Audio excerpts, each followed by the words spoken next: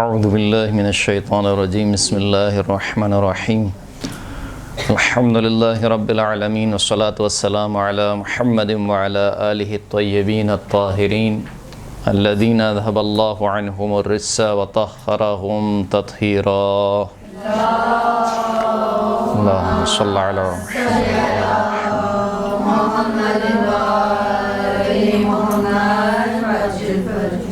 واللعنة الدائمة على أعدائهم أجمعين أما بعد فقد قال الله سبحانه وتعالى في كتابه المجيد بسم الله الرحمن الرحيم فبما رحمة من الله نلت لهم ولو كنت فظا غليظ القلب لانفضوا من حولك فاعف عنهم واستغفر لهم وشاورهم في الأمر فإذا عزمت فتوكل على الله إن الله يحب المتوكلين۔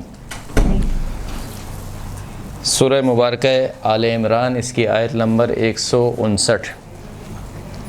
خداوند کریم ارشاد فرماتا ہے کہ فبما رحمت من اللہ، بس جو اللہ کی جانب سے رحمت ہے اس کے سبب نلت لہم، آپ ان لوگوں کے لیے کیا ہو گئے؟ نرم خو ہو گئے، آپ کا مزاج نرم ہو گیا۔ کس وجہ سے؟ خداوند کریم کی رحمت کے سبب۔ ولو کنت فظا غلیظ القلب، اور اگر آپ سخت گیر ہوتے، آپ کا دل سخت ہوتا، لانفضوا من حولک، تو یہ جو آپ اصحاب دیکھ رہے ہیں یہ سب کے سب آپ کو چھوڑ کے چلے جاتے۔ فاعف عنہم، بس آپ ان کی جو غلطیاں ہیں، جو ان کی کوتاہیاں ہیں، ان سے درگزر کیجئے۔ واستغفر لہم، ان کے لیے استغفار کیجئے۔ وشاورہم فی الامر، اور معاملے میں ان سے مشورہ لیجئے۔ فَإِذَا عَزِمْتَ فَتَوَكَّلْ عَلَى اللَّهِ، مشورے کے بعد جب آپ کوئی فیصلہ لے لیں تو فیصلہ لینے میں اللہ پر توکل کریں۔ ان اللہ یحب المتوکلین، خداوند کریم توکل کرنے والوں کو پسند فرماتا ہے۔ جیسے کہ بتایا گیا ہے کہ ابھی سیمسٹر شروع ہوا ہے، اور یہ شاید دوسری کلاس ہے یا پہلی کلاس ہے۔ علم دین اور بالخصوص کوئی بھی علم ہو، اس علم کے ساتھ ساتھ اگر تربیت نہ ہو تو اس علم کا کوئی فائدہ نہیں ہوتا۔ جیسے کہ خود خداوند کریم نے سرکار ختمی مرتبت کی جو بعثت ہے اس کے بارے میں ارشاد فرمایا کہ هو الذی بعث فی الامیین رسولا منہم یتلو علیہم آیاتہ ویزکیہم ویعلمہم الکتاب والحکمہ۔ وہ پروردگار وہ ہے کہ جس نے امیین میں انہی میں سے ایک رسول بھیجا، آیات کی تلاوت کرتا ہے، وَيُزَكِّيهِمْ تزکیہ نفس کرتا ہے، یعنی تربیت کرتا ہے، وَيُعَلِّمُهُمُ الْكِتَابَ وَالْحِکْمَةَ، ان کو کتاب اور حکمت کی تعلیم دیتا ہے۔ تو تزکیہ کا عمل پہلے ہے، تعلیم کا عمل بعد میں ہے۔ جب تک تعلیم تربیت سے نہیں ملے گی اس وقت تک وہ نتیجہ حاصل نہیں کر پائیں گے۔ یہی وجہ ہے کہ آج بڑی بڑی یونیورسٹیوں میں آپ دیکھتے ہیں کہ ایسے عجیب و غریب یعنی کیسز آپ کے سامنے آتے ہیں کہ مثال کے طور پر نوجوان لڑکے ہیں یا نوجوان لڑکیاں ہیں، باہر کی یونیورسٹی کی بات کر رہا ہوں، مغربی ممالک کی بات کر رہا ہوں، کہ وہاں پر کیا ہوتا ہے کہ آئے دن یہ خبر آتی ہے کہ یونیورسٹی میں حملہ ہو گیا، ایک لڑکے نے جو ہے وہ پسٹل لے کے فائرنگ کر دی، اتنے لوگ شہید ہو گئے۔ یا پاکستان کی یونیورسٹی کی اب بات کریں تو مثال کے طور پر خبر آتی ہے کہ بھئی یونیورسٹی کے لڑکے نشہ کی لت میں لگ رہے ہیں، یا یونیورسٹی کی لڑکیاں مثال کے طور پر نشے کی لت میں لگ رہی ہیں۔ اس کی وجہ کیا ہے؟ کہ اس کی وجہ یہ ہے کہ ہمارا جو فوکس ہے وہ کس چیز پر ہے؟ تعلیم پر ہے، تربیت پہ نہیں ہے۔ خیر پاکستان میں تو تعلیم پہ بھی نہیں ہے، لیکن جو رہا سہا کچھ ہے وہ ہم صرف فوکس کر رہے ہیں کہ بچے کو کسی طریقے سے ڈگری مل جائے، اور جیسے ہی ہم سمجھتے ہیں کہ ڈگری مل جائے گی تو اس کی لائف سنور جائے گی، وہ اچھی جگہ جاب کر لے گا، اور جو ہے وہ پھر اس کے بعد کیا ہوگا؟ مثال کے طور پر اس کی شادی ہو جائے گی، اس کی زندگی اچھی گزرے گی۔ تو یہ ایک سوچنے کا انداز ہے جو ہم سوچتے ہیں، اور ایک سوچنے کا انداز یہ ہے کہ بالآخر ہم سب کو اس دنیا سے رخصت ہو کے جانا ہے ایک اگلی دنیا میں، یعنی جس کو ہم فیوچر سمجھ رہے ہیں وہ در حقیقت فیوچر ہے ہی نہیں، وہ کیا ہے؟ ایک خواب ہے۔ جیسے مولا کائنات نے فرمایا کہ الناس نیام، لوگ سب کے سب سو رہے ہیں، اذا ماتوا انتبہوا، جب یہ مریں گے تو پھر خواب غفلت سے بیدار ہوں گے۔ تو دیکھا جائے تو ہم سب کے سب کیا ایک بہت ہی مختصر سی زندگی گزارنے کے لیے یہاں پر آئے ہیں، لہٰذا جو ہے وہ بہت تاکید کے ساتھ آپ دیکھیں گے ائمہ علیہ السلام کی روایات میں جو کہا گیا ہے دار و ممرن، دنیا کو کیا کہا گیا؟ دار ممر۔ دار ممر یعنی گزرگاہ، ایک راستہ ہے، یعنی راستے میں انسان کبھی بھی ٹھہرتا نہیں ہے، نہ ہی اس راستے کو اپنا مکان بناتا ہے، بلکہ ایک راستہ ہے، یہاں سے گزر کر اس کو جانا ہے ایک الگ جگہ پر۔ اگر اسی راستے کو انسان منزل بنا لے تو کبھی بھی اپنے اصلی ہدف تک نہیں پہنچ سکتا۔ تو جو اصلی ہمارا فیوچر ہے، مستقبل ہے، بالآخر وہ آخرت ہے۔ اس دنیا تو بہرحال کٹ جائے گی، ہر ایک کی کٹ رہی ہے اور کٹ جائے گی، یعنی غریب شخص کی بھی دنیا کٹ رہی ہے، امیر شخص کی بھی دنیا کٹ رہی ہے، جو بیمار ہے اس کی بھی دنیا بالآخر کٹ رہی ہے، جو صحت مند ہے اس کی بھی دنیا کٹ رہی ہے۔ بالآخر یہ دنیا گزر جائے گی، آپ چاہے جس حال میں بھی ہوں، آپ بہت اچھی لائف جی رہے ہوں، بہت اچھی زندگی جی رہے ہوں دنیاوی اعتبار سے، تب بھی یہ گزر جائے گی۔ اور آپ اگر کہا جائے کہ میری زندگی، خدا نخواستہ کوئی مومن یہ خیال کرے کہ سب سے بدتر زندگی میری ہے دنیاوی اعتبار سے، کہ نہ میرے پاس پیسے ہیں، نہ میرے پاس گھر ہے، نہ میرے پاس گاڑی ہے، نہ میرے بچے مثال کے طور پر صحیح طریقے سے پڑھ پا رہے ہیں، اگر اس خیال کو بھی انسان سوچے تب بھی یہ ایک دن ختم ہو جانا ہے۔ تو ہر زندگی ختم ہو جانے والی ہے، جو رہنے والی زندگی ہے وہ آخرت کی ہے۔ تو کیونکہ ہمارا فوکس نہیں ہے تربیت کے اوپر، لہٰذا ہمارا سارا فوکس ہے آ گیا کس کے اوپر؟ ڈگری کے اوپر، یعنی ڈگری ہونی چاہیے، تعلیم ہونی چاہیے۔ پہلے زمانے میں ایسا نہیں تھا، اور جتنے بھی انبیاء کو بھیجا گیا اصل ہدف یہی تھا کہ ان کی تعلیم کے ساتھ ساتھ ان کی کیا کی جائے؟ تربیت کی جائے۔ لہٰذا جب مثال کے طور پر پرانے زمانے کی بات کروں، حوزے کی بات کروں میں، حوزہ علمیہ نجف یا حوزہ علمیہ قم، وہاں پر حاضری کے لیے رجسٹرڈ نہیں ہوتا تھا، کوئی حاضری نہیں ہوتی تھی، اٹینڈنس نہیں ہوتی تھی۔ کیوں نہیں ہوتی تھی اٹینڈنس؟ اس لیے کہ ان کو پتہ ہے کہ اگر طالب علم ذمہ دار ہے تو بغیر کسی عذر کے چھٹی نہیں کرے گا۔ اسی طریقے سے درس میں کوئی اجبار نہیں تھا کہ آپ فلاں کے درس میں بیٹھیں، فلاں کے درس میں بیٹھیں، فلاں کے درس میں بیٹھیں، اس لیے کہ معلوم تھا کہ کیونکہ یہ طالب علم ہے، پڑھنے آیا ہے یہاں پر، لہٰذا یہ گھر پہ بیٹھ کے سوئے گا نہیں، یہاں پر آ کے پڑھے گا۔ ہمارے استاد کا ایک واقعہ تھا، وہ گئے ایران میں، غالباً شاید 40 کا موقع تھا، تو آیت اللہ سستانی کے دفتر سے کچھ ہدیہ دیا گیا، ان کے ساتھ کچھ طالب علم بھی تھے، یعنی حوزے کے طالب علم، تو ان کو کچھ ہدیہ دیا گیا کہ یہ ہدیہ ان طالب علموں کے لیے۔ تو انہوں نے اسی طریقے سے ایک ٹیبل تھی، اس ٹیبل کے اوپر وہ ہدیہ رکھ دیا۔ ہدیہ کیا ہے؟ $100 کی گڈی ہے، $100 کی گڈی ایسی رکھ دی انہوں نے، اور کہا کہ ایک ایک طالب علم آتے جائے اور اس کو $1 کی یعنی ایک نوٹ اٹھائے اور چلتا جائے۔ تو کسی دوسرے شخص نے ان سے کہا کہ یہ آپ نے ایسے رکھ دیے پیسے، تو کہا کیا ہوا؟ کہا کہ یہ $، ہے۔ تو انہوں نے کہا کہ وہ طالب علم ہے۔ یعنی کیا مطلب؟ یعنی وہ طالب علم ہے، وہ سمجھتا ہے کہ اس کا کیا حق ہے۔ اگر اتنا علم دینے کے بعد، اتنا حوزہ پڑھنے کے بعد بھی مجھے کیمرہ لگانا پڑے اور مجھے $1 یا بندہ بٹھانا پڑے کہ وہ سب کو $1 دے، اس کا مطلب کیا ہے کہ علم صرف سکھایا گیا، تربیت نہیں ہوئی ہے۔ کیونکہ تربیت نہیں ہوئی ہے لہٰذا ہمیں کیمرے لگانے پڑتے ہیں، صحیح نا؟ مدرسے میں بھی کیمرے ہیں، یہاں پہ بھی کیمرے ہیں۔ کیوں کیمرے ہیں؟ یہ اس کا ہدف کیا تھا؟ یعنی اسلامی تعلیم یہ تھی کہ ان اللہ یرا، اللہ دیکھ رہا ہے، صحیح ہے، اللہ دیکھ رہا ہے۔ اسلام نے ہمیں یہ سکھایا تھا، لیکن ہم نے کیا سکھایا؟ کیمرے کی آنکھ دیکھ رہی ہے۔ جب کیمرے کی آنکھ دیکھ رہی ہے، اس کا مطلب یہ ہے کہ آپ نے تربیت نہیں کی، آپ نے صرف علم دیا لیکن تربیت نہیں ہوئی۔ بالخصوص یعنی یہ جو تعلیم ہے جو جس کے لیے ہم یہاں پر آپ اور ہم جمع ہوئے ہیں، میں خود بھی ایک طالب علم ہوں، آپ اور ہم مل کر جو ایک مباحثہ کر رہے ہیں، بالآخر یہ تعلیم اسی وقت فائدہ دے گی جب تربیت کے ساتھ ہوگی، اور اس تربیت کا نام ہے تزکیہ نفس۔ اس تزکیے کے ساتھ ساتھ جو ایک اور اہم چیز ہے وہ اخلاق ہے، جیسے کہ خود رسول خدا کے بارے میں خداوند کریم کہہ رہا ہے کہ فَبِمَا رَحْمَةٍ مِّنَ اللَّهِ نِلْتَ لَهُمْ، یعنی وہ سرکار ختمی مرتبہ جو معلم انسانیت ہیں، پوری انسانیت کو درس دینے، تعلیم دینے آئے ہیں، ان کے بارے میں خداوند کریم کہہ رہا ہے کہ اللہ کی رحمت ہے کہ آپ لوگوں کے لیے کیا ہو گئے؟ نرم ہو گئے.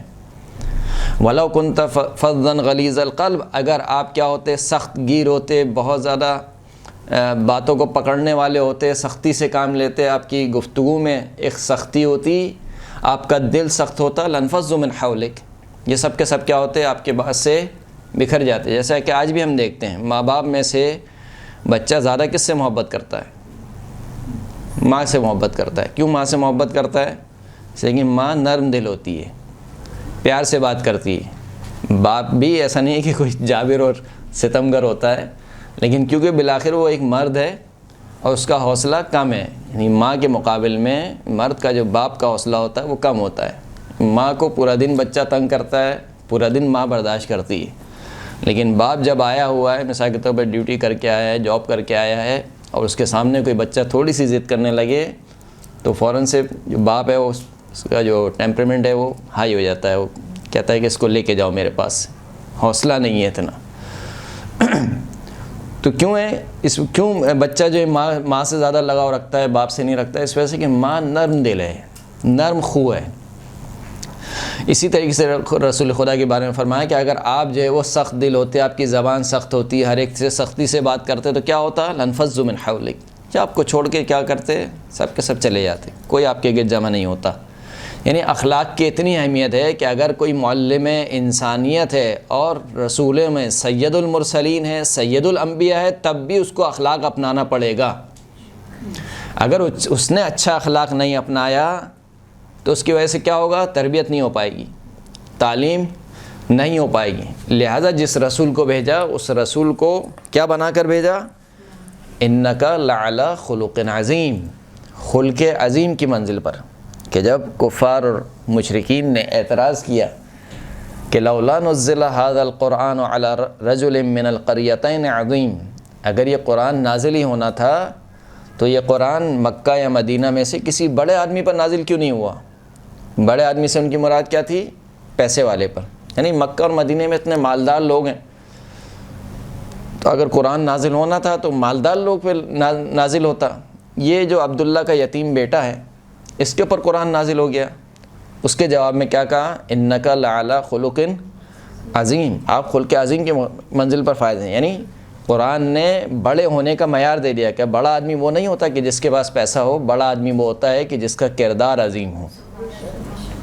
یہی بات جناب ابو طالب نے خطبے میں کی تھی، خطبہ نکاح میں. جس وقت نکاح ہو رہا تھا جناب خدیجہ کے ساتھ، تو اس وقت جب جناب ابو طالب نے خطبہ دیا تھا تو یہی بات کہی تھی کہ اگر یہ جو میرا بھتیجا محمد تم دیکھتے ہو کہ اگرچہ کہ اس کے پاس مال نہیں ہے، لیکن مال کیا ہے؟ حائل زائل، یعنی ایک سایہ ہے جو کہ ہاتھ کا ایک میل ہے جو ختم ہو جانے والی چیز ہے. پھر اس خطبے میں کہا تھا کہ یہ جو میرا بھتیجا محمد ہے، اگر پورے عرب میں، پورے قریش میں اس کو تولا جائے، اس کے مقابل کا کوئی بندہ تمہیں مل جائے کردار کے اعتبار سے، تو کوئی اس کے مقابل کا نہیں ہے.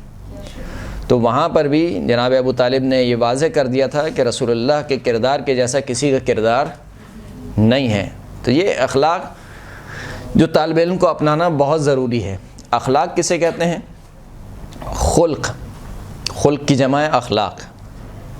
اخلاق یا خلق ایک ملکہ ہے، ایک استعداد ہے.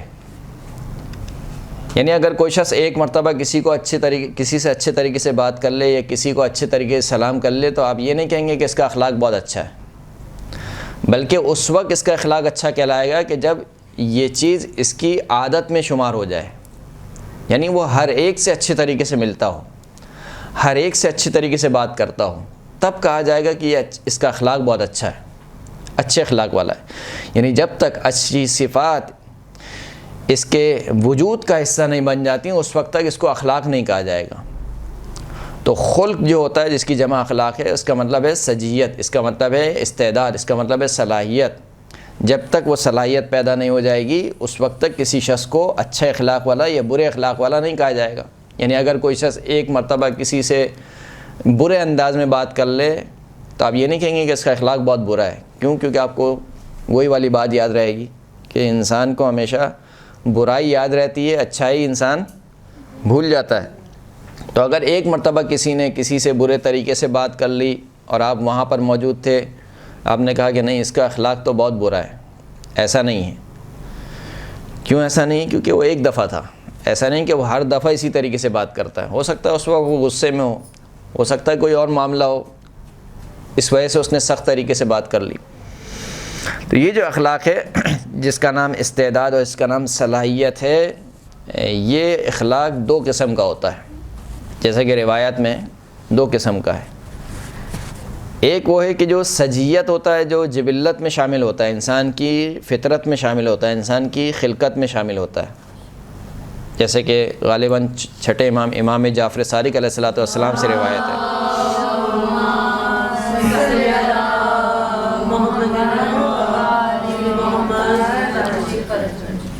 کہ اخلاق جو ہے وہ دو قسم کا ہے، ایک سجیہ ہے اور ایک نیت ہے۔ نیت کا مطلب کیا ہے؟ راوی نے پوچھا کہ کیا مطلب؟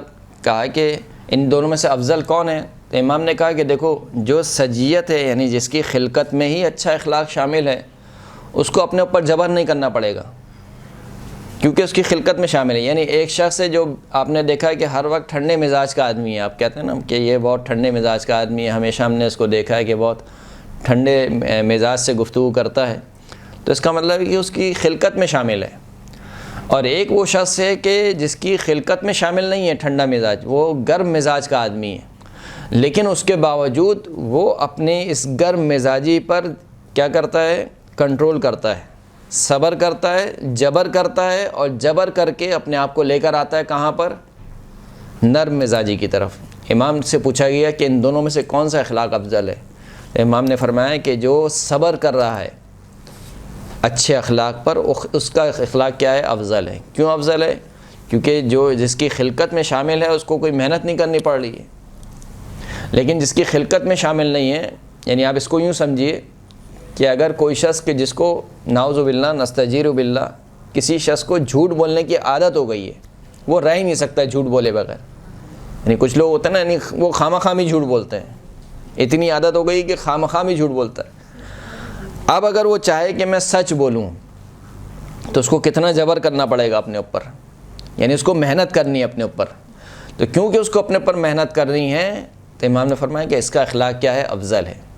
اس کے مقابل میں وہ شخص کہ جو نہیں جھوٹ نہیں بولتا، اس کی عادت نہیں ہے، وہ ہمیشہ سچ بولتا ہے، تو اس کو محنت نہیں کرنی کوئی۔ جس شخص کو محنت کرنی ہے اس کا اخلاق کیا ہے؟ افضل ہے۔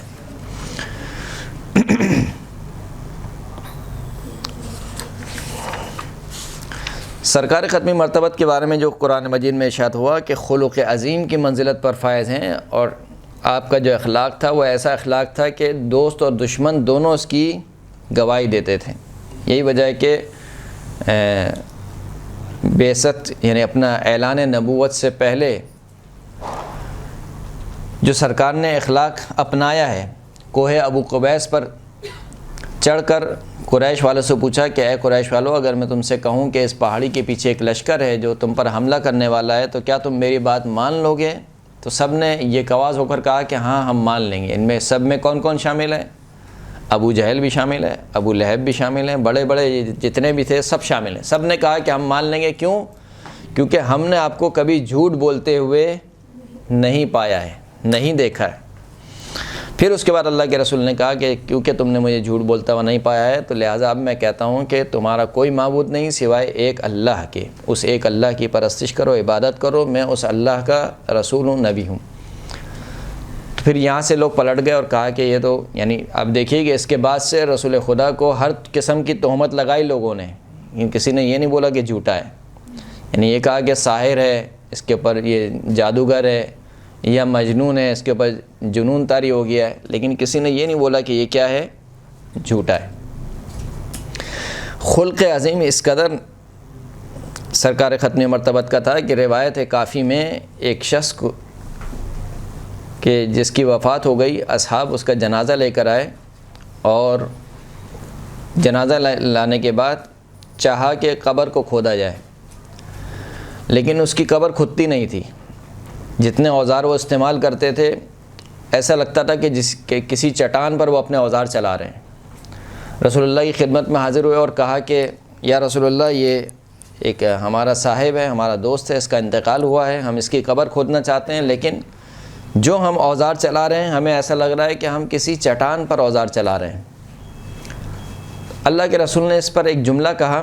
اب اس جملے کے دو معنی کیے ہیں لوگ، یعنی جو مفسر ہیں انہوں نے دو معنی کیے ہیں کہ بھلا کیوں کر ایسا ہو سکتا ہے جبکہ تمہارا مرنے والا اچھے اخلاق کا آدمی تھا، یعنی کیونکہ وہ اچھے اخلاق کا آدمی تھا لہٰذا اس کے لیے زمین کو نرم ہونا چاہیے تھا۔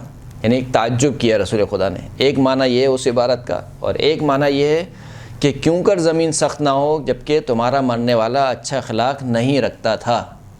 یعنی اگر کسی کا اخلاق اچھا نہ ہو تو زمین کیا ہو جاتی ہے، اس کے لیے سخت ہو جاتی ہے۔ پھر اللہ کے رسول نے کہا کہ جاؤ ایک پانی کا جگ لے کر آؤ، مرتبان لے کر آؤ، اور وہ پانی میرے ہاتھوں پر ڈالو۔ پانی ڈالا گیا، اللہ کے رسول نے پانی کو زمین پر چھڑکا۔ پھر اس کے بعد جب اوزار چلائے گئے تو اصحاب کہتے تھے کہ گویا ہم اپنے اوزار سے ریت پھینک رہے ہیں۔ یعنی وہ رسول خدا جو خلق عظیم کی منزلت پر فائز ہے، اس کے ہاتھوں سے مس ہوا پانی جو سخت زمین کو کیا کر دیتا ہے، نرم کر دیتا ہے۔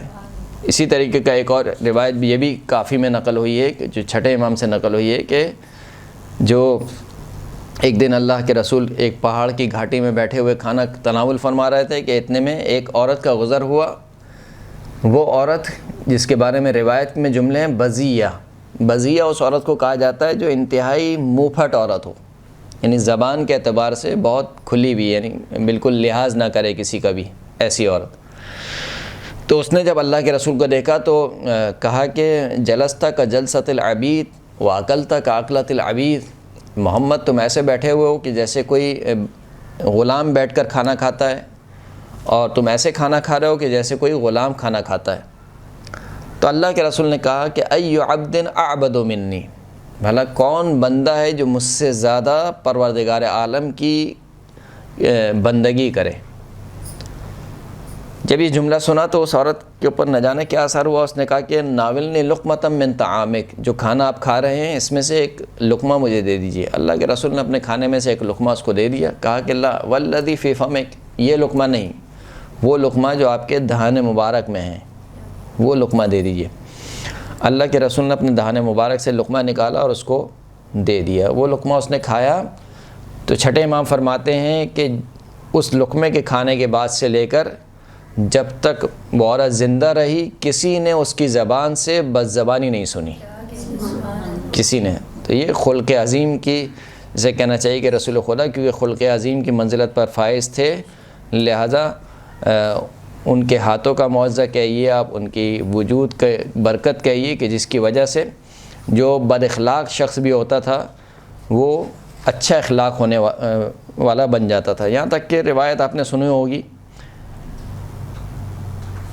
سعد بن معاذ کے بارے میں، سنی ہے آپ نے روایت؟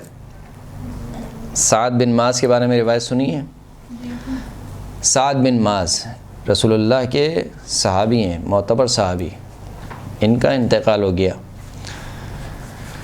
جب ان کا انتقال ہو گیا تو ان کو لے جایا گیا اور رسول خدا کو بتایا گیا کہ جو آپ کے صحابی ہیں سعد بن معاذ، ان کا انتقال ہو گیا۔ تو اللہ کے رسول اپنے اصحاب کے ساتھ کھڑے ہوئے غسل دینے کے لیے۔ اصحاب غسل دے رہے تھے، جب تک غسل چلتا رہا اللہ کے رسول وہاں پر کھڑے رہے، غسل دیکھتے رہے۔ پھر اس کے بعد روایت کہتی ہے کہ جب ہو چکا غسل اور حنوط اور کفن دینے کی باری آئی تو رسول خدا نے حنوط دیا، رسول خدا نے کفن دیا، رسول خدا نے میت کو جو رکھا جاتا ہے جسے کہنا چاہیے تابوت یا جو بھی اس دور میں ہوگا بہرحال، اس پر اللہ کے رسول نے خود بنفس نفیس سعد بن معاذ کو اس پر منتقل کیا۔ اور نہ صرف یہ کہ منتقل کیا بلکہ اللہ کے رسول جنازے کے پیچھے چلتے رہے بغیر نالین کے، پیادہ پا، بغیر نالین کے، چپلیں نہیں تھیں، بغیر چپلوں کے سعد بن معاذ کے جنازے کے پیچھے چلتے رہے۔ نہ صرف یہ کہ چپلیں نہیں تھیں بلکہ جو اپنی ردا تھی اللہ کے رسول کی ردا، وہ ردا بھی نہیں اوڑھی تھی، اور عرب میں اگر کوئی شخص ردا نہ اڑے تو اس میں کے بارے میں کہا جاتا ہے کہ یہ شدید مصیبت میں ہے، یعنی اس کے اوپر کوئی شدید مصیبت وارد ہوئی ہے، لہذا اس کی ردا بھی جو ہے وہ نہیں ہے اس کے اوپر۔ جیسے کہ خود امام حسن عسکری کے بارے میں بھی ملتا ہے اور 10ویں امام کے بارے میں ملتا ہے کہ جب جو ہے وہ سید محمد کی جن کی زیارت کے لیے آپ جاتے ہیں عراق میں، یعنی سامرہ سے درمیان میں پڑتی ہے وہ جگہ، بلد کے علاقے میں سید محمد، جب سید محمد کا انتقال ہوا یا شہادت ہوئی تو ان کی کیفیت بھی ایسی تھی، ردا نہیں تھی اور گریبان کو چاک کیا ہوا تھا۔ تو اللہ کے رسول نہ صرف یہ کہ ننگے پاؤں اس جنازے کے پیچھے پیچھے چلے، اور جو ہے وہ ان کے کاندھوں پر شانوں پر ردا نہیں تھی، پھر اس کے بعد کبھی جنازے کو دائیں جانب سے کاندھا دیتے تھے، کبھی جنازے کو بائیں جانب سے کاندھا دیتے تھے۔ پھر جب جنازہ قبر تک پہنچا تو اللہ کے رسول خود قبر میں اترے، لحد بنائی سعد بن معاذ کی، یہاں تک کہ جو اگر آپ کو معلوم ہو دیکھا ہو آپ نے، جب میت کو لٹایا جاتا ہے تو میت کے سرانے کے یعنی جس کروٹ پہ میت کو لٹایا جاتا ہے اس کے نیچے مٹی رکھی جاتی ہے تکیے کے لیے کہ اس کا جو سر ہے وہ لٹکا نہ رہے، اس کو عربی میں لبن کہتے ہیں۔ یہ تکیہ بھی اللہ کے رسول نے بنایا سعد بن معاذ کے لیے۔ یہ ساری باتیں جو ہو رہی ہیں یہ کوئی عام باتیں نہیں ہیں، یعنی خود اللہ کے رسول غسل دیکھ رہے ہیں، خود اللہ کے رسول جنازے کے پیچھے چل رہے ہیں، کبھی دائیں جانب سے کاندھا دیتے ہیں، کبھی بائیں جانب سے کاندھا دیتے ہیں، پھر قبر پہ آتے ہیں تو قبر میں اترتے ہیں، قبر میں اترنے کے بعد خود جنازے کے لیے تکیہ بناتے ہیں۔ پھر اس کے بعد جو ہے وہ اللہ کے رسول یعنی خود بنفس نفسی اصحاب کو پیچھے ہٹا دیتے ہیں اور خود کہتے جاتے ہیں کہ لاؤ مجھے پتھر دو، لاؤ مجھے مٹی دو، اور اس طریقے سے اللہ کے رسول سعد بن معاذ کی قبر کو تیار کرتے ہیں، یہاں تک کہ جب دفنا دیتے ہیں تو خود اللہ کے رسول جو ہے وہ قبر کے اوپر مٹی کو ڈالتے ہیں اور مٹی قبر کو برابر کرتے ہیں۔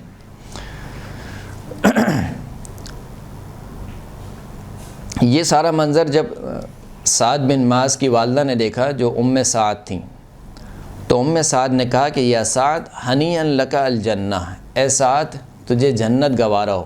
یعنی ظاہر سی بات ہے جب ایک ایسا شخص کہ جس کے لیے اللہ کے رسول خود قبر تیار کریں، خود جنازے کے پیچھے آئیں، خود جو ہے وہ کاندھا نے جنازے کو، تو اس کا مطلب ہے کہ یہ نشانی ہے کہ مرنے والا جو ہے وہ یقیناً پاک اور بازہد اور متقی شخص ہے۔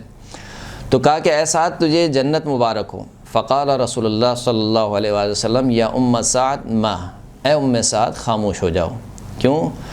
لا تجزمی علی ربک، اور اپنے رب پر حکم صادر نہ کرو، فإن سعدا قد اصابته ضمہ، یہ جو سعد جو تمہارا بیٹا ابھی قبر میں دفن ہوا ہے اس کو فشار قبر ہو رہا ہے، یعنی قبر اس کو کیا کر رہی ہے؟ نچوڑ رہی ہے۔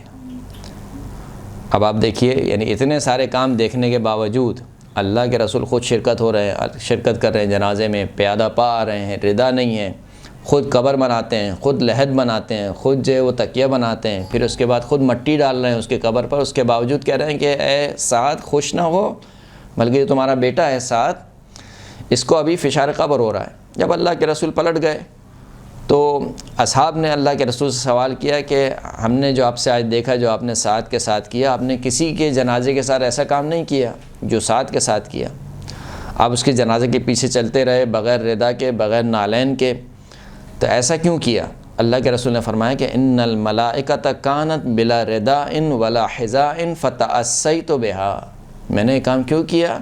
کیونکہ سعد کے جنازے میں ملائکہ آئے ہوئے تھے، ملائکہ کے شانوں پر بھی چادر نہیں تھی اور ملائکہ بھی بغیر نالین کے تھے، پیادہ پا تھے، فتأسیت، پس میں نے ملائکہ کی اتباع کی، اللہ کے رسول کہہ رہے ہیں۔ اب یعنی اس سے کیا سمجھ میں آ رہا ہے کہ ملائکہ بھی شریک ہیں جنازے میں، وہ بھی کس عالم میں شریک ہیں کہ نہ ردا ہے نہ نالین ہے۔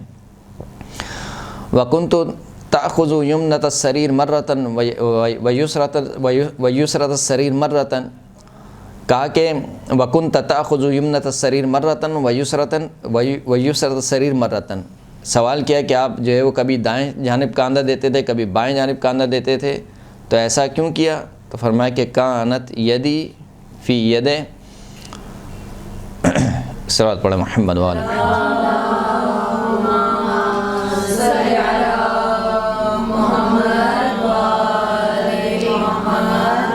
فرمایا کانت یدی فی ید جبرائیل علیہ السلام آخذو حیث یاخذو، میرا جو ہاتھ تھا وہ جبرائیل علیہ السلام کے ہاتھ پر تھا، جہاں سے جبرائیل کاندھا دیتے تھے وہیں سے میں بھی کاندھا دیتا تھا۔ یعنی سعد بن معاذ ملائکہ شریک ہیں، جبرائیل بھی کاندھا دے رہے ہیں اور وہیں سے اللہ کے رسول بھی کاندھا دے رہے ہیں۔ پھر کہا کہ آپ نے جو ہے وہ ان کے غسل کا حکم دیا اور آپ نے ان کی نماز جنازہ پڑھی، ان کے لیے لحد بنائی، اور پھر اس کے بعد یہ سارے کام کرنے کے بعد آپ نے جو والدہ ہیں سعد کی، اس سے کہا کہ ان سعدا قد اصابتہ ضمہ، کہ سعد کو فشار قبر ہو رہا ہے۔ تو یہ ہماری سمجھ میں نہیں آیا، یعنی اتنے سارے کام ہوئے کہ سعد کے جنازے میں آپ نے شرکت کی، سعد کو آپ نے قبر میں اتارا، سعد کی قبر آپ نے بنائی، لحد آپ نے بنائی، اس کے تکیہ گاہ آپ نے بنایا، پھر آپ نے اس کے باوجود کہا کہ سعد کو جو ہے وہ فشار قبر ہو رہا ہے۔ تو اللہ کے رسول نے فرمایا کہ نعم انہو کان فی خلقہ مع اہلہ سوءا، یہ فشار قبر کیوں ہو رہا ہے؟ کیونکہ سعد ابن معاذ کا اخلاق اپنے گھر والوں سے اچھا نہیں تھا۔ یعنی ساری فضیلتیں اپنی جگہ، اسی لیے ہم کہتے ہیں کہ جو اخلاق ہے وہ 24 گھنٹے کی ڈیوٹی ہے، وہ پارٹ ٹائم جاب نہیں ہے۔ بس اوقات ایسا ہوتا ہے کہ ہم کلاس میں آ کے لوگ دیکھتے ہیں کہ ہاں مولانا صاحب کا کیا اچھا اخلاق ہے، گھر والوں سے پوچھیں مولانا صاحب کا کیا اخلاق ہے۔ صحیح، تو اخلاق جو ہے وہ ہر جگہ ہونا چاہیے، ہر ایک کے ساتھ ہونا چاہیے، یہ نہیں کہ اپنے من پسند لوگوں کے ساتھ آپ کا اخلاق بہت اچھا ہے۔ صحیح، جیسے عموماً کہا جاتا ہے کہ اگر لڑکی کے میکے والے آئیں تو بہت اچھا اخلاق ہوتا ہے، لڑکی کے سسرال والے آئیں تو پھر اس دن دیکھا جاتا ہے کہ اس کا اخلاق کتنا اچھا ہے۔ تو اخلاق جو ہے وہ ہر ایک کے ساتھ انسان کا اچھا ہونا چاہیے، چاہے وہ کوئی بھی ہو اس کے ساتھ انسان اچھے اخلاق سے پیش آئے۔ تو کہا کہ سعد کا اخلاق جو ہے وہ اب اس کے گھر والوں کے ساتھ اچھا نہیں تھا، تو میاں بیوی کے درمیان بھی اخلاق جو ہے وہ کیا ہونا چاہیے؟ اچھا ہونا چاہیے۔ یہاں تک کہ روایت ملتی ہے کہ صلوات پڑھیں محمد و آل محمد۔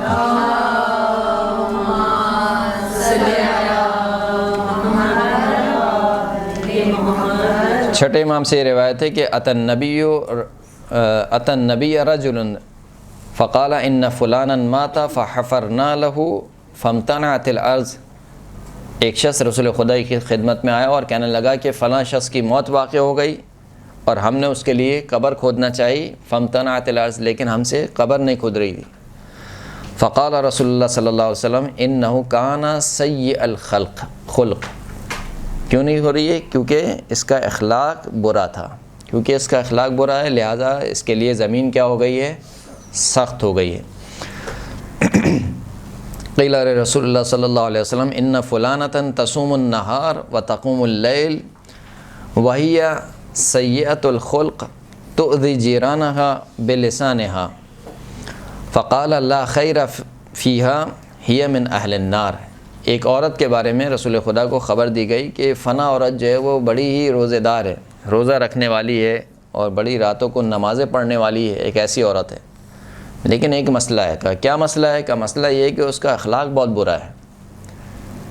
بس اوقات ایسا ہوتا ہے کہ جب ہم بہت زیادہ مذہبی ہو جاتے ہیں تو بہت زیادہ مذہبی ہونے کے چکر میں اخلاق کا دامن ہاتھ سے چھوڑ دیتے ہیں، پھر ہم سمجھتے ہیں کہ خالی ہم انسان ہیں، باقی اور جو پردہ نہیں کر رہا وہ انسان نہیں ہے، وہ شیعہ بھی نہیں ہے، اس سے تو امام بھی ناراض ہیں، اس سے اللہ ناراض ہے، اور وہ جو ہے وہ جہنم کے سب سے نچلے درجے میں ہے اور وہ ابھی جل رہی ہے جہنم میں، گویا ہمیں اپنی آنکھوں سے نظر آ رہا ہے۔ ایسا نہیں ہونا چاہیے۔ تو کہا کہ بڑی روزے دار ہے، نماز پڑھنے والی ہے، لیکن مسئلہ یہ ہے کہ اس کا اخلاق بہت برا ہے۔ کہا کیا اس کا برا اخلاق ہے؟ کہا تؤذی جیرانہا بلسانہا، یہ زبان ہے خطرناک۔ کہا کہ اس کی جو زبان ہے اپنی زبان سے پڑوسیوں کو اذیت دیتی ہے۔ فقال، اللہ کے رسول نے کہا کہ لا خیر فیہا، اس میں کوئی خیر نہیں ہے، ہی من اہل النار، یہ آتش جہنم کی اہل ہے۔ یعنی اتنے نماز اور روزے پڑھنے کے باوجود اس کے بعد کہا کہ یہ آتش جہنم میں جانے والی ہے۔ پھر فرمائیں کہ قال رسول اللہ صلی اللہ علیہ وآلہ وسلم انکم لن تسعوا الناس باموالکم فسعوہم باخلاقکم، دیکھو تم اگر چاہو کہ لوگوں کو خوش کرو اپنے مال سے تو ظاہر سی بات ہے تمہارے پاس اتنا مال تو ہے نہیں کہ ہر تمام لوگوں کو خوش کر سکو، ممکن نہیں ہے، کہا کہ جب یہ ممکن نہیں ہے تو بس اپنے اخلاق سے لوگوں کو خوش کرو، کیونکہ تمہارے پاس مال نہیں ہے، لیکن جو اللہ نے تمہیں دیا ہے وہ تمہیں اخلاق دیا ہے، اپنے اخلاق سے لوگوں کو خوش کرو۔ پھر ایک روایت میں ارشاد فرمایا کہ جو برا اخلاق ہے، ان سوء الخلق لیفسد العمل کما یفسد الخل العسل، برا اخلاق اعمال کو ایسے فاسد کر دیتا ہے کہ جیسے شہد کو سرکہ فاسد کر دیتا ہے۔ شہد میں اگر آپ سرکہ ڈال دیں تو شہد کیا ہوتا ہے، اس کا مزہ سارا ختم ہو جاتا ہے۔ اسی طریقے سے اگر آپ سب کام اچھے کر رہے ہیں، آپ نمازی، پرہیزگار، مثال کے طور پر صدقہ دینے والے، سب کچھ کرنے والے، خمس آپ نکالتی ہیں، صدقہ آپ دیتی ہیں، نمازیں آپ پڑھتی ہیں، سب کچھ ہے، لیکن اگر اخلاق اچھا نہیں ہے، فرماتے ہیں کہ یہ برا اخلاق ایسے اعمال کو برباد کر دیتا ہے کہ جیسے سرکہ جو ہے وہ شہد کو برباد کر دیتا ہے۔ پھر فرماتے ہیں کہ ما یقدم المؤمن علی اللہ عز وجل بعمل بعد الفرائض احب الی اللہ تعالی من ان یسع الناس بخلقہ۔ یہ جو اخلاق کی باتیں ہو رہی ہیں، اخلاق سے مراد یہ نہیں ہے کہ اس میں واجب و حرام فقط شامل ہو۔ واجب اور حرام تو ہیں، یعنی آپ کو واجب کو انجام دینا ہے اور حرام سے بچنا ہے، یہ تو اس میں کوئی دو رائے نہیں ہے۔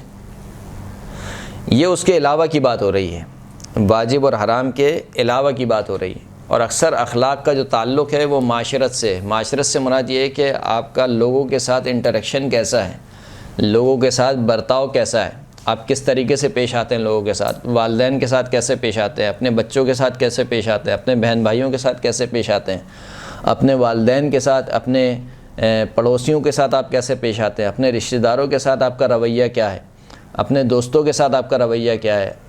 یہ جو ایک اجتماعی آپ کی زندگی ہے، اس پوری اجتماعی زندگی پر محیط ہوتا ہے آپ کا اخلاق۔ اور جیسے کہ ہم نے کہا کہ اخلاق یہ نہیں کہ صرف اپنے من پسند افراد کے ساتھ اچھا ہو، بلکہ تمام افراد کے ساتھ اچھا ہونا چاہیے۔ فرمایا کہ مومن جو ہے وہ کسی فرائض کے بعد کسی عمل کے ذریعے خدا کے سامنے پیش نہیں ہوتا جو خدا کے نزدیک بہت زیادہ محبوب ہو۔ وہ عمل کیا ہے؟ من ان یسع الناس بخلقہ، تمام لوگوں پر اپنے اچھے اخلاق کو وسعت دے، یعنی اپنے اچھے اخلاق کے ساتھ تمام لوگوں سے پیش آئے۔ اکثر ما تلج بہ امتی الجنہ تقوی و حسن الخلق، کہ اکثر افراد جو جنت میں داخل ہوں گے وہ دو وجہ سے داخل ہوں گے، ایک تقوی الہی، دوسرا اچھا اخلاق۔ اچھا اخلاق نہیں ہوگا تو جنت میں داخل نہیں ہو پائیں گے۔ ایک صلوات پڑھیں محمد و آل محمد۔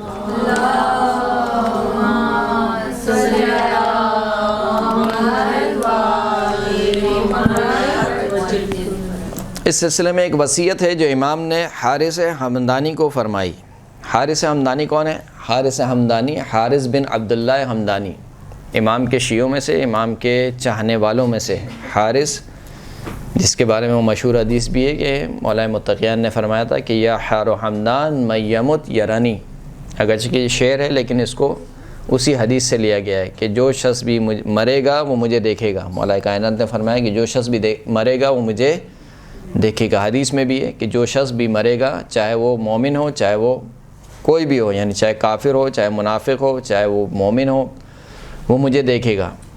مومن اس حال میں دیکھے گا کہ جس طریقے سے وہ میرا عقیدہ رکھتا ہے، اور منافق اس حال میں دیکھے گا کہ جس طریقے سے وہ میرے متعلق عقیدہ رکھتا ہے۔ یہ حارث ہمدانی کو ایک جو ہے وہ امام نے نصیحت فرمائی، اخلاقی نصیحت فرمائی، اور فرمایا کہ وَتَمَسَّكْ بِحَبْلِ اللَّهِ بِحَبْلِ الْقُرْآنِ وَاسْتَنصِحْهُ وَأَحِلَّ حَلَالَهُ وَحَرِّمْ حَرَامَهُ۔ پہلی نصیحت کیا ہے؟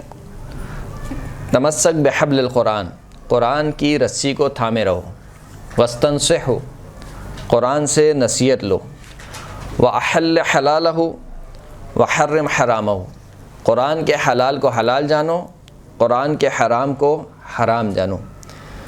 آج جو ہمارے معاشرے کا سب سے بڑا المیہ ہے وہ کیا ہے؟ قرآن سے دوری، یعنی پڑھنے کی حد تک بھی ہم دور ہیں، عمل تو بعد کی بات آئے گی کہ قرآن پر کیسے عمل کیا جائے، پڑھنے کی حد تک۔ پہلے مجالس ہوتی تھیں، مجلس سویم ہوتی تھی، مجلس برسی ہوتی تھی، مجلس چیلم ہوتا تھا، اشتہار لکھا ہوا آتا تھا، کیا قرآن خوانی و مجلس سویم، قرآن خوانی و مجلس چیلم، قرآن خوانی و برسی۔ اب قرآن خوانی ڈیلیٹ ہو گیا اس میں سے، کیونکہ قرآن کوئی پڑھتا ہی نہیں ہے، قرآن کوئی پڑھتا نہیں ہے۔ خواتین تو پھر بھی پڑھتی ہیں، نے خود اب دیکھا ہے، لیکن مردوں میں سے تو اگر آپ ریشو نکالیں تو شاید نہ ہونے کے برابر افراد ہیں جو یعنی اپنے محروم کے لیے قرآن نہیں پڑھ رہا، جو شخص تو اپنے لیے کیا قرآن پڑھے گا۔ تو قرآن کو نہ پڑھنا یہ ایک انتہائی اسے کہنا چاہیے کہ الارمنگ ہے۔ اگر ہمارے بچے ہمارے وہ کرتے ہیں کہ جو والدین کو کرتا ہوا دیکھتے ہیں، اگر ہم خود قرآن نہیں پڑھیں گے ہمارے بچے بھی کبھی بھی قرآن نہیں پڑھیں گے۔ لہٰذا اس بات کو عادت اپنا لیں کہ ہر روز کچھ نہ کچھ قرآن مجید کی تلاوت کرنی ہے، 1 صفحہ 2 صفحہ آپ کو قرآن مجید پڑھنا ہے۔ اس کی اپنی برکات ہیں، بہرحال دنیاوی برکتیں بھی ہیں، اخروی برکتیں بھی ہیں، لیکن فی الحال پڑھنے کی منزل پر تو ہم آئیں۔ جب ہم پڑھنے کی منزل پر نہیں آئیں گے تو عمل کرنے کی منزل پر ہم کیسے آ سکتے ہیں؟ تو فرمایا کہ حارث ہمدانی کو جو پہلی نصیحت کی، وہ پہلی نصیحت کیا تھی کہ قرآن کی رسی کو تھامے رکھو، قرآن کو نہ چھوڑو۔ انی تارک فیکم الثقلین کتاب اللہ و عطرت اہل بیتی، 2 چیزیں چھوڑے جا رہا ہوں، ایک اللہ کی کتاب، ایک میری عطرت میرے اہل بیت۔ ما ان تمسکتم بہما لن تضلوا بعدی، ان دونوں سے جب تک متمسک رہو گے، اس کا مطلب ہے قرآن کو بھی پکڑنا ہے ہمیں۔ ہم بس یہ کر کے چھوڑ دیتے ہیں کہ قرآن کو تو کوئی سمجھ ہی نہیں پا سکتا ہے، قرآن فقط اہل بیت کے لیے، ہمارے لیے نہیں ہے۔ وہ صحیح ہے، قرآن کے جو حقائق ہیں وہ فقط اہل بیت کے لیے ہیں، اہل بیت سمجھا سکتے ہیں، لیکن جس حد تک ہمیں کہا گیا ہے، کم از کم تلاوت کا کہا گیا ہے، قرات کا کہا گیا ہے، اس قدر جو احادیث ہیں قرآن کی تلاوت کے بارے میں، اچھے آواز میں قرآن کو پڑھو، اچھے انداز میں قرآن مجید کی تلاوت کرو۔ پھر سورہ کے جو فضائل ہیں تمام سوروں کے، اس قدر احادیث ہیں، اس قدر احادیث ہے کہ تم فلاں سورہ پڑھو تو یہ مثال کے طور پر ثواب ملے گا، سورہ نساء پڑھو تو مثال کے طور پر جو شخص سورہ نساء پڑھتا ہے وہ فشار قبر سے محفوظ رہتا ہے۔ ہر شخص جو ہفتے میں 1 بار یا جمعے والے دن جو شخص سورہ نساء پڑھتا ہے وہ شخص کیا ہے، فشار قبر سے محفوظ رہتا ہے۔ اسی طریقے سے نہ جانے کتنی احادیث ہیں، سورہ ملک کے بارے میں کہا گیا، سورہ ملک اگر کوئی شخص پڑھے اور ہدیہ کرے میت کو تو یہ میت کو کیسے پہنچتی ہے، بجلی کی چمک سے بھی زیادہ تیز میت تک پہنچتی ہے سورہ مبارکہ ملک۔ اسی طریقے سے اور دیگر سورہ کہ جن کے فضائل میں نہ جانے کتنی احادیث ہیں، تو یہ سب جتنی بھی احادیث ہیں یہ سب اس بات کا تقاضا کرتی ہیں کہ قرآن کو پڑھا جائے، نہیں کہ مثال کے طور پر بند کر کے جزدان میں رکھ دیا جائے۔ فرمائے کہ وسطن سے ہو، قرآن سے نصیحت لو۔ ایک اور خطبے میں، خطبہ نمبر 176، اس میں امام فرماتے ہیں کہ وَاعْلَمُوا أَنَّ هَذَا الْقُرْآنَ هُوَ النَّاصِحُ الَّذِي لَا يَغُشُ، جان لو کہ یہ قرآن وہ نصیحت کرنے والا ہے جو کبھی بھی دھوکہ نہیں دیتا۔ یعنی اگر قرآن سے نصیحت لوگے تو قرآن تمہیں دھوکہ نہیں دے گا۔ وَالْحَادِ الَّذِي لَا يُضِلُّ، قرآن ایسی ہدایت کرنے والا ہے جو کبھی بھی گمراہ نہیں کرے گا۔ وَالْمُحَدِّثُ الَّذِي لَا يَكْذِبُ، قرآن ایسی گفتگو کرنے والا ہے جو کبھی جھوٹ نہیں بولتا ہے۔ وَمَا جَالَسَ هَذَا الْقُرْآنَ أَحَدٌ إِلَّا قَامَ عَنْهُ بِزِيَادَةٍ أَوْ نُقْصَانٍ، زیادةٍ فِي هُدَى أَوْ نُقْصَانٍ مِنْ عَمَى، کوئی شخص بھی قرآن مجید کے ساتھ نہیں بیٹھتا مگر یا کسی زیادتی کے ساتھ اٹھتا ہے یا کسی کمی کے ساتھ اٹھتا ہے۔ زیادتی کس چیز میں؟ کا زیادتی ہوتی ہے ہدایت میں، ما زیادةٍ فی الہدیٰ، یا تو اس کی ہدایت میں اضافہ ہوتا ہے، اور نقصان من عبا، یا پھر اس کی گمراہی میں کمی ہوتی ہے۔ یعنی خلاصہ یہ ہے کہ قرآن کے ساتھ اگر اپنا رشتہ بنا لو گے تو تمہیں نقصان نہیں ہوگا، ہمیشہ فائدے کا سودا ہے۔ قرآن کے ساتھ نشست و برخاست کرو۔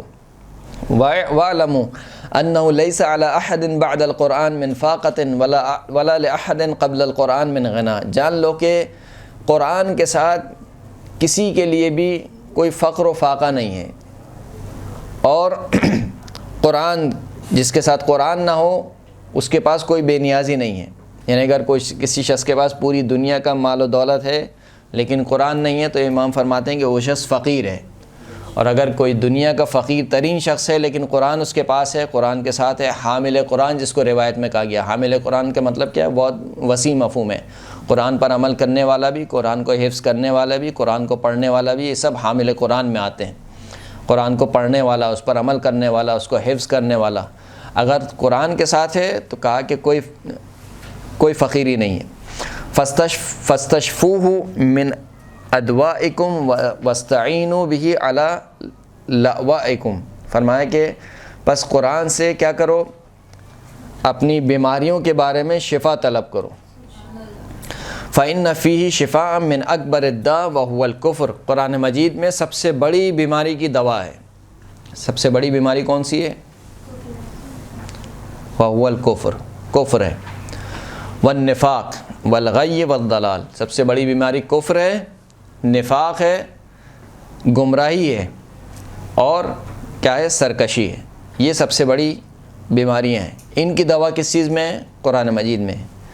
فاسألوا اللہ بہ وتوجہوا الیہ بحبہ ولا تسألوا بہ خلقہ، فرمایا کہ بس اللہ سے سوال کرو قرآن مجید کے وسیلے سے، اور خداوند کریم کی طرف متوجہ ہو بحبہ، قرآن مجید سے محبت کرنے کے وسیلے سے۔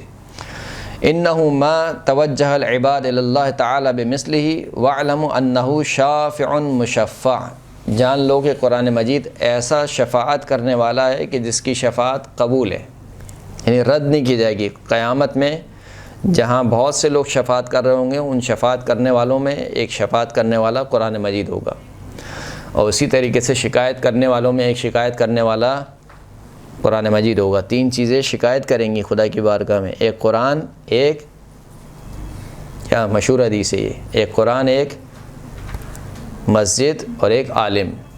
تین چیزیں خدا کی بارگاہ میں شکایت کریں گی، خدا قرآن تو نے دیا لیکن یہ قرآن پڑھتے نہیں تھے، قرآن پر عمل نہیں کرتے تھے۔ جیسے کہ قرآن مجید کی آیت بھی ہے کہ اس دن، قیامت کے دن، رسول خدا کیا اٹھیں گے کہ ان قومی، میری جو قوم ہے اس نے قرآن کو کیا کر دیا؟ چھوڑ دیا، مہجورہ، چھوڑ کے رکھ دیا۔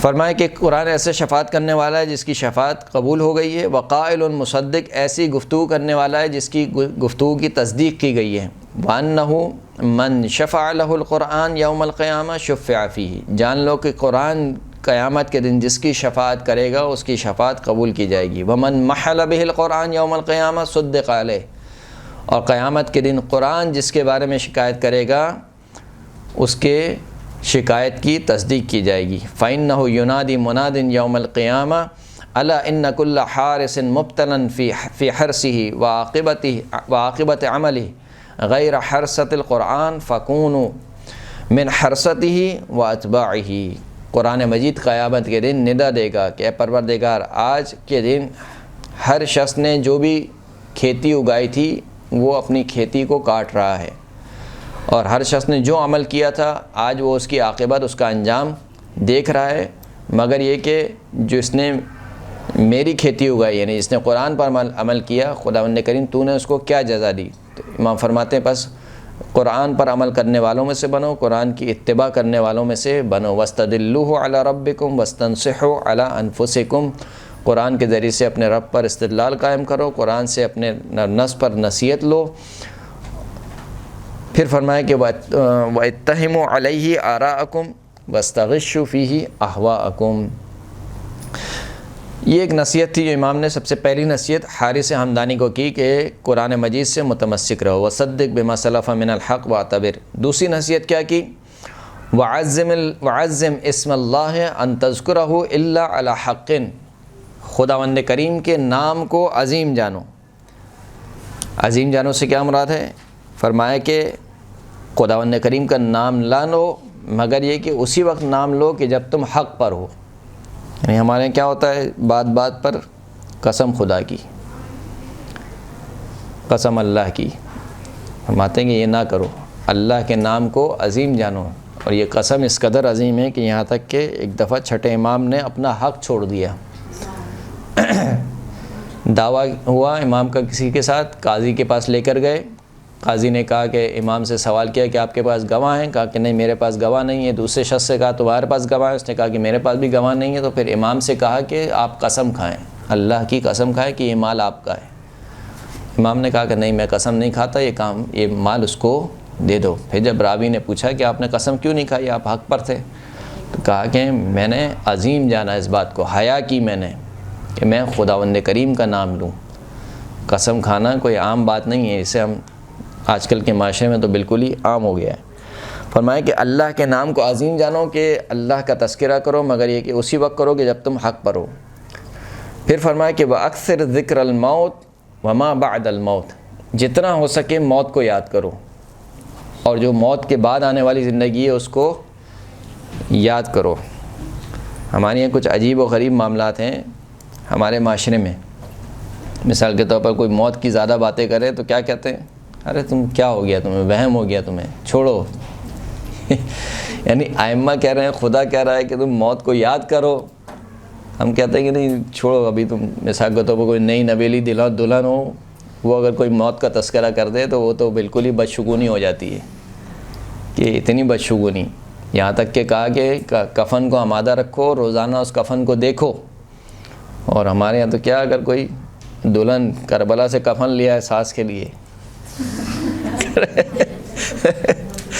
کہے کہ یہ آپ کے لیے کفن ہے، تو اس کے اوپر کیا ہوگا پھر، جھگڑا، درست ہے؟ تو ہم جو ہے وہ بالکل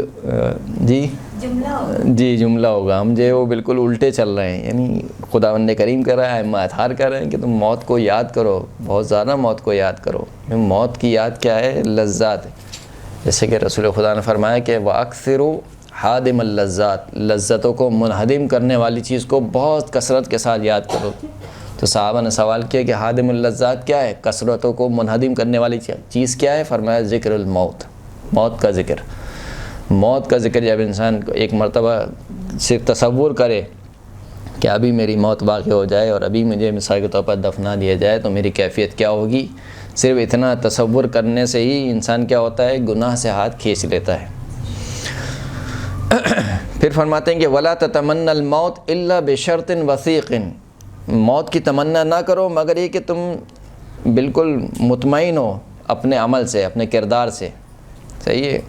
آج کل کیا ہوتا ہے، آج کل عورتیں کہتی ہیں بسا اوقات، ہائے مجھے موت آ جائے، ہائے یہ ہو جائے، ہائے وہ ہو جائے۔ بھائی آپ کو کیوں موت آ جائے آپ کو؟ تو فرمایا کہ وَلَا تَتَمَنَّ الْمَوْتِ، موت کی تمنا نہ کرو، إِلَّا بِشَرْطٍ وَثِيقٍ، مگر یہ کہ تمہیں اپنے عمل پر، اپنے کردار پر بہت ہی بھروسہ ہو کہ ہاں میں اس کردار کا حامل ہوں کہ اگر آج بھی مجھے موت آ جائے تو کوئی مسئلے کی بات نہیں ہے۔ تو ہے کوئی ایسا ہم میں سے کہے کہ آج بھی موت آ جائے تو میں اسی کردار کے ساتھ خدا کے سامنے پیش ہو سکتا ہوں۔ وَاحْذَرْ كُلَّ عَمَلٍ يَرْضَاهُ صَاحِبُهُ لِنَفْسِهِ وَيَكْرَهُ لِعَامَّةِ الْمُسْلِمِينَ، یہ بہت اہم ہے۔ فرمایا کہ ہر اس عمل سے دور ہو، ہر اس عمل سے بچو کہ جس کا انجام دینے والا تو خود اس عمل کو اپنے لیے پسند کرے، لیکن جب کسی دوسرے کو وہ عمل کرتا ہوا دیکھے تو اس کو ناپسند کرے۔ یعنی ایک عمل اگر میں انجام دوں تو بہت اچھا ہے، وہی عمل اگر دوسرا انجام دے تو بہت برا ہے۔ ایسے عمل سے کہا کہ پرہیز کرو، جو اپنے لیے پسند کرتے ہو وہی دوسروں کے لیے پسند کرو، جو دوسروں کے لیے ناپسند کرتے ہو وہی اپنے لیے ناپسند کرو۔ اگر تم سمجھتے ہو کہ کوئی تمہارا ذکر کرے، تمہاری غیبت کرے، تمہیں ناپسند ہے، کیونکہ تمہاری غیبت ہو رہی ہے، تمہارا تذکرہ برے الفاظ میں ہو رہا ہے اور تم ناپسند کرتے ہو، تو یقیناً تم دوسروں کے لیے بھی اس چیز کو ناپسند کرو کہ تم دوسروں کی غیبت نہ کرو۔ وَاحْذَرْ كُلَّ عَمَلٍ يُعْمَلُ بِهِ فِي السِّرِّ وَيُسْتَحْيَا مِنْهُ فِي الْعَلَانِيَّةِ، یہ بہت اہم ہے۔ ہر اس عمل سے بچو، ہر اس عمل سے پرہیز کرو کہ جس عمل کو چھپ کر تو انجام دیا جائے لیکن علی الاعلان شرم کی جائے۔ یعنی ایک عمل انسان چھپ کر انجام دے رہا ہے کیونکہ اس کے خیال میں ہے کہ کوئی نہیں دیکھ رہا، وہی جو درس کے شروع والی بات، یعنی خدا کیا سمجھانا چاہ رہا ہے، اللہ دیکھ رہا ہے۔ وَعْلَمْ أَنَّ اللَّهَ يَرَى، جان لو کہ اللہ دیکھ رہا ہے۔ چھپ کر جب انسان گناہ انجام دیتا ہے تو سمجھتا ہے کہ کوئی نہیں دیکھ رہا۔ اس لیے امام ایک اور جگہ ارشاد فرماتے ہیں کہ تنہائی میں گناہ کرنے سے بچو۔ اس کی وجہ کیا ہے؟ اس کی وجہ یہ ہے کہ جو دیکھنے والا ہے وہی حاکم ہے، یعنی اس وقت جو فیصلہ صادر کرنے والا ہے وہی گواہ ہے۔ گواہ بھی اللہ ہے، فیصلہ صادر کرنے والا بھی اللہ ہے۔ آپ کسی دوسرے گواہ کو تو جھٹلا سکتے ہیں، اللہ کو کیسے جھٹلائیں گے؟ تو فرمایا کہ ہر اس عمل سے بچو کہ جس کو تنہائی میں تو انجام دو لیکن علی الاعلان انجام دینے میں کیا کرو؟ شرم محسوس کرو۔ واحذر کل عمل اذا سئل عنہ صاحبہ انکرہ او اعتذر منہ، ہر اس عمل سے بچو کہ جب اس عمل کے بارے میں اس کے صاحب سے پوچھا جائے کہ کیا تم نے کام انجام دیا، انکرہ، انکار کرے، یا انکار کرے، او اعتذر من، یا اس عمل کے بارے میں عذر خواہی کرے۔ مثال کے طور پر آپ سے کوئی پوچھے کہ تم نے فلاں کی غیبت کی تھی، دو کام ہوں گے، یا تو آپ انکار کر دیں گے کہ نہیں میں نے نہیں کی تھی۔ تم نے چوری کی تھی، آپ کہیں گے نہیں میں نے چوری نہیں کی تھی۔ تم نے جھوٹ بولا، کہا نہیں میں نے جھوٹ نہیں بولا۔ تم نے فلاں کام کیا، نہیں کیا۔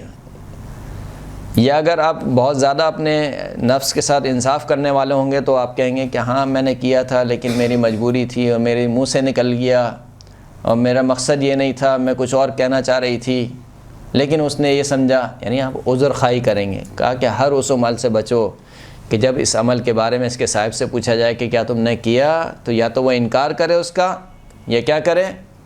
عذر خواہی کرے۔ اس کا مطلب ہے کہ عمل برا تھا، یعنی دونوں باتیں اس بات پر دلالت کرتی ہیں۔ اگر آپ انکار کر رہے ہیں تو اس کا مطلب ہے کہ عمل برا تھا، یعنی آپ نہیں چاہتے ہیں کہ ایک برے عمل کی نسبت آپ کی طرف دی جائے، غیبت کی نسبت آپ کی طرف دی جائے، جھوٹ کی نسبت آپ کی طرف دی جائے، تہمت کی نسبت آپ کی طرف دی جائے، ممکن نہیں ہے۔ ولا تجعل عرضك غرضا لنبال القول ولا تحدث الناس بكل ما سمعت به فكفى بذلك كذبا۔ فرمایا کہ دیکھو اپنی جو عزت اور آبرو ہے اس کو لوگوں کی زبانوں کے تیروں کے نشانوں پہ نہ رکھو، یعنی ایسا عمل نہ کرو کہ لوگ تمہارے بارے میں خواہ مخواہ کی باتیں بنائیں، یعنی ایسا عمل ہی نہ کیا جائے۔ ہر اس عمل سے انسان بچے کہ جس کے عمل انجام دینے کے بعد آپ کو پتہ ہے کہ باتیں بنیں گی، تو فائدہ نہیں ہے۔ تو کہا کہ اپنی جو عزت ہے، اپنی جو آبرو ہے اس کو بچاؤ۔ اب یہ جملہ خاص کر عورتوں کے لیے، ولا تحدث الناس بكل ما سمعت، ہر چیز جو سنو وہ فوراً سے نہ بول دو، صحیح؟ چیز آئے کہ سننے میں اس میں اور مرچ مسالہ لگا کے بولا جائے، وہ تو بالکل ہی بدتر ہے۔ یعنی آپ نے ایک بات سنی ہے، اس ایک بات میں چار باتیں اور ایڈ کر کے آگے بول دی جائیں۔ امام فرمائے کہ جو سنتے ہو یعنی جتنا سنا ہے اتنا بھی نہ بولو۔ ولا تحدث الناس بكل ما سمعت، ہر چیز جو سنتے ہو فوراً سے لوگوں کے سامنے نہ بول دو۔ فکفى بذلك كذبا، جھوٹ کے لیے یہی کافی ہے، جھوٹ کے لیے یہی کافی ہے۔ جیسے ہمارے معاشرے میں کہا جاتا ہے کہ یہ بہت ہلکے پیٹ کا ہے۔ ہلکے پیٹ کا مطلب کیا ہے؟ یوں اس کو بات بتاؤ یہ بات نہیں کہنی ہے، وہ فوراً سے دوسرے کو بات بول دے گا، وہ بھی یہ کہہ کے کہ یہ بات نہیں کہنی ہے وہ بھی آگے والے کو کیا بولے گا کہ یہ بات نہیں کہنی ہے، پھر آگے والے بھی یہ بولے گا کہ ہاں یہ بات ہوئی تھی لیکن بات کسی کو بتانا نہیں، اور پھر اس کے آگے والا بھی بتائے گا سب کو، پھر کہے گا کہ کسی کو بتانا نہیں۔ خوب ولا ترد علی الناس کل ما حدثوک به فکفى بذلک جہلا، اور دیکھو لوگوں کو رد کرنے میں بہت زیادہ جلدی نہ کرو، یعنی اگر تم سے کوئی شخص گفتگو کر رہا ہے تو فوراً سے نہیں نہیں نہیں ایسا تو نہیں ہے، ہر بات میں بولا نہیں ایسا تو نہیں ہے، نہیں ایسا نہیں ہے۔ مثال کے طور پر جو بات سامنے والا کرے اب اس کو فوراً سے بولے نہیں ایسا نہیں ہے۔ رد کرنے میں، سامنے والے کو رد کرنے میں جلدی نہ کرو، سنو اس کی بات کیا کہہ رہا ہے، پھر اگر رد بھی کرنا ہے تو اچھے طریقے سے رد کیا جائے، نہ یہ کہ اس کی بات کو کاٹ کے اور ہر بات پہ کہا جائے کہ نہیں نہیں ایسا تو نہیں ہے، نہیں میں نے تو ایسا نہیں سنا، نہیں میں نے تو فلاں جگہ یہ سنا تھا۔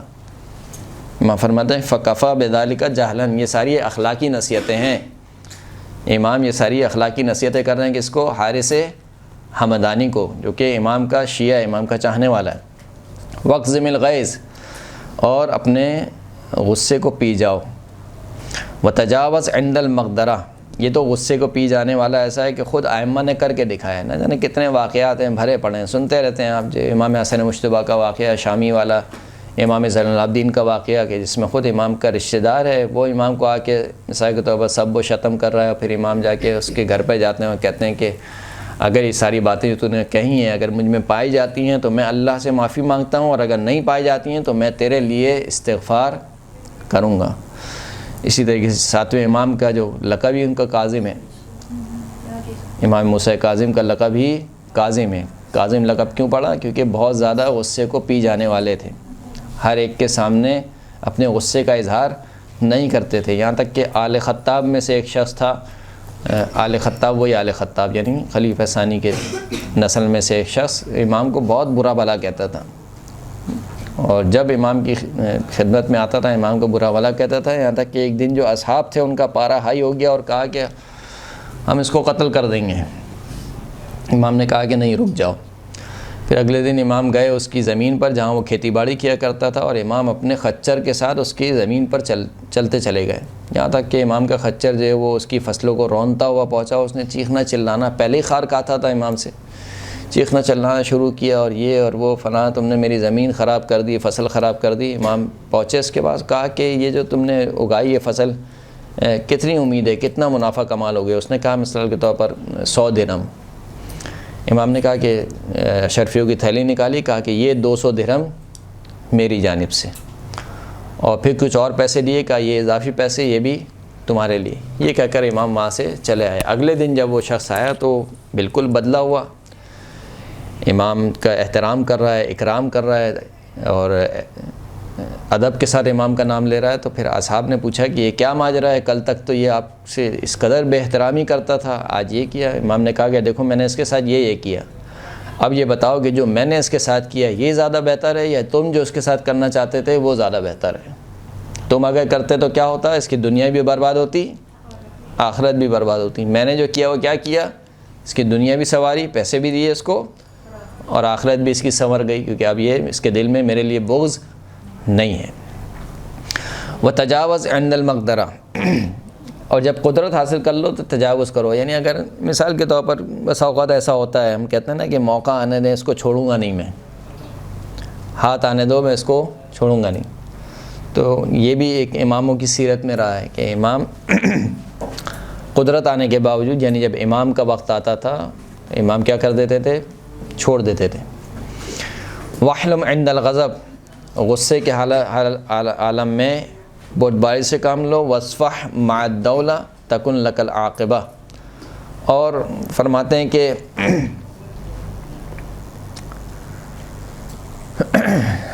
حکومت کے ساتھ جو ہے وہ درگزشت سے کام لو تاکہ تمہاری عاقبت اچھی ہو جائے۔ واستصلح کل نعمت انعمها اللہ علیک، ہر وہ نعمت جو خدا نے تمہیں عطا کی ہے اس کی اصلاح کرو۔